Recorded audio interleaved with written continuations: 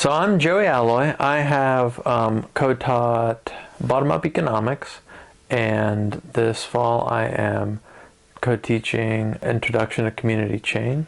I have also plans to help teach this upcoming Appalachian residential.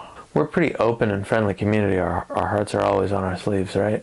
And I would warn you, if you're a student or maybe a new faculty member getting into this, that you're going to be talking about changing your home communities, and that is going to you're going to be exposing yourself a little bit, right? You're going to be letting your heart out, and be ready for that. It's kind of fun and it's important because that's how you know that the work matters.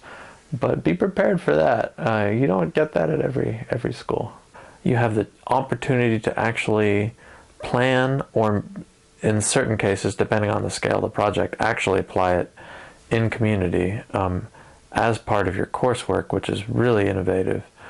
And you get feedback based on that application plan instead of just on your academic understanding of how one would apply it. You get feedback on how you ought to apply it in your home community, and that's super helpful, I think. For our work that's uniquely applied in our classes, I'd also say it's pretty important to make sure that you have a pretty solid grasp on who your community is and how you'll be working with them, because it's a master's in applied community development, and if you don't know where you're going to apply it, it's going to make your work a lot more difficult.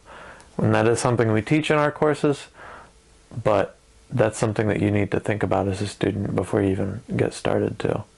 Research is super important too, because we're really involving community members in learning things about their own projects and their own communities. So we don't do research that's unguided by community concerns, just like we advise you not to do in the coursework too.